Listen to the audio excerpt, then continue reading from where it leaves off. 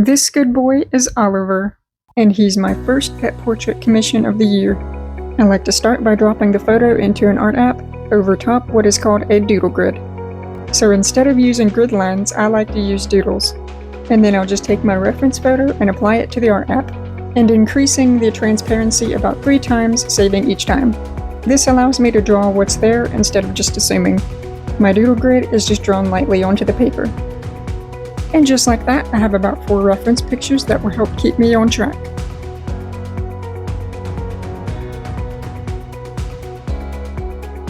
I start by lightly sketching the center focal point of the piece, and then roughly sketch the windows to his soul. His color tags will be dangling right here. As they say, home is where the pets are. So as requested, I sketched the furniture in the background. I finished my sketch by shading his treat trap, and then sent his mom the sketch for approval.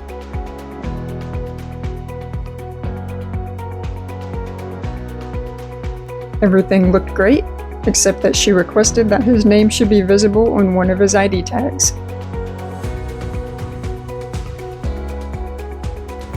It was then time to erase my doodle grid, aggressively.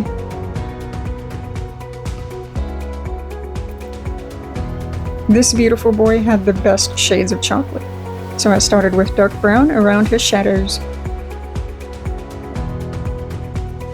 His eyes are as deep and warm as a cup of morning coffee, and will trick your brain into thinking, I'm just a baby.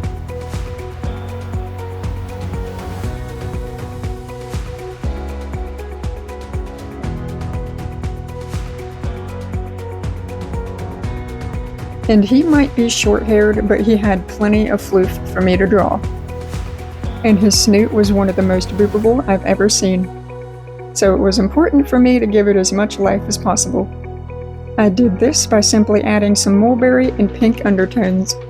These tones really help bring him to life around his nose and where his hairs are the shortest. And then I added some yellow to make this boy really shimmer in the light.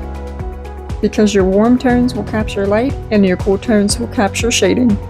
So as an artist, I'm able to use these colors to my advantage, and I love to make my portraits brighter than life. I finished off the undertone layer with some sienna brown.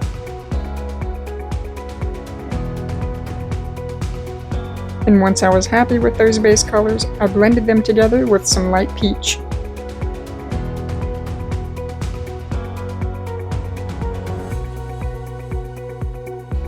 A quick fact about Oliver is that he loves going on morning walks with his mother.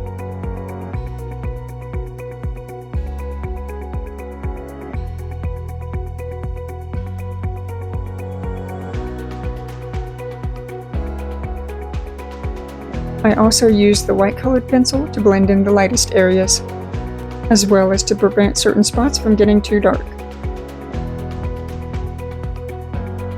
I like to shade the black areas last, just to prevent anything from turning gray or muddy.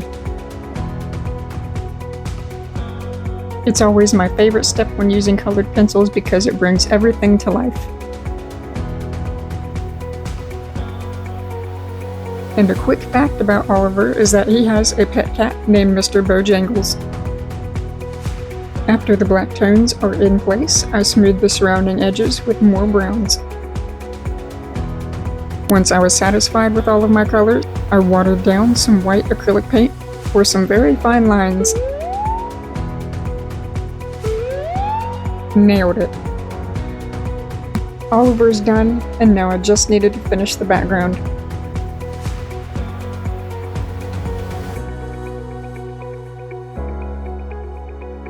And for that, I ended up using watercolor and acrylic paint. And finally, he's ready to go home. And all I had to do was sign it before taking it there.